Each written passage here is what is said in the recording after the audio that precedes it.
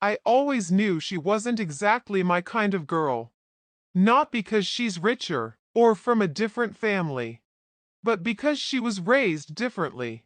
Her family was valued for ambition, achievement, status. In mine, it was how you listened, the way you're quiet around me, the way you're warm. I thought the most important thing was that we loved each other. I was sure that with time things would get better and we'd grow closer together. We dated for 2 years. Sometimes I felt we were different. But when she pressed against me, when she looked at me in a special way, I forgot everything. Mom. My mom didn't live to be married for 9 months. She really wanted to live. She used to say, I want to see my son happy. But she didn't. Cancer doesn't ask. The day of the rehearsal dinner, I brought her picture with me. A small portrait in a frame. I put it next to a white rose. It was my way of saying, you're with us, still with us. The evening was quiet, restrained, tense. I smiled. I made toasts. I did my best. And then, my fiancé's father raised his glass and said, well, I hope your taste in food is better than your late mother's. Or I wouldn't have survived 3 days of microwave dumplings. At first I thought I'd misheard, but there was laughter around the table. Some chuckled, some looked away, and I just froze. And then her mother added, softly, almost affectionately, still, despite her simplicity, your mom was a soulful person. Such a country angel, simple, but kind. And no one stopped them. No one said, that's enough. I heard someone at the table snicker, some lowered their eyes. And some nodded, yes, she was kind. I felt something inside me start to slowly, very slowly break. Not from the screaming, not from the blow. It was the tone of the phrase, like she was complimenting you. Like she's saying something nice. But in fact, she's spitting in your soul. They called my mother a simpleton. Condescendingly, with a smile. And they pretended it was nice. And I had scenes flashing before my eyes, of my mom sitting at an old computer for hours to pick out a dress for my fiancé's gift. How she learned to bake cheesecake for the first time in her life because she once said it was her favorite dessert. How I looked at her like a princess, afraid to be awkward, inappropriate.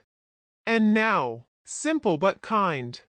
They didn't understand. Behind this simplicity was pride, which she had learned to swallow in order to be liked.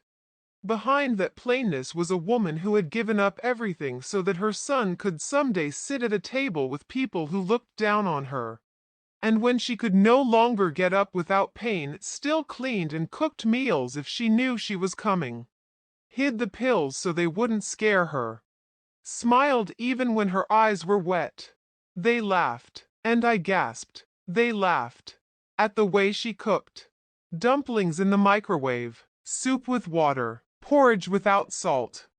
I heard that laughter, and it made my insides clench. You know why she cooked like that? Because she couldn't stand for more than 5 minutes. Because her hands were shaking from weakness. Because the doctors had already written her off. And she still got up before me every day so I wouldn't go to work hungry. She couldn't stand at the stove. It was hard for her to breathe. But she fought till the very last minute. A man held on to life to give you another ordinary day. Albeit with simple dishes, even if they weren't haute cuisine. I ate them, and each time I wanted to remember the taste forever. Because I knew it would soon be over. And now, 9 months later, it's being billed as a funny story. A reason to raise a glass and laugh. Laugh. At her warmth, at her pain, her last-ditch effort. And my fiancé? Silent and smiling at the guests. Didn't even look at me. And that's what hurt the most. I remembered how my mom treated her. She treated her like the daughter she never had. She tried as hard for her as she did for me. Knitted her scarves, looked for recipes without onions, remembered she didn't like them. Knitted her socks she'd never wear. Cleaned the apartment before every visit, even when she could barely walk.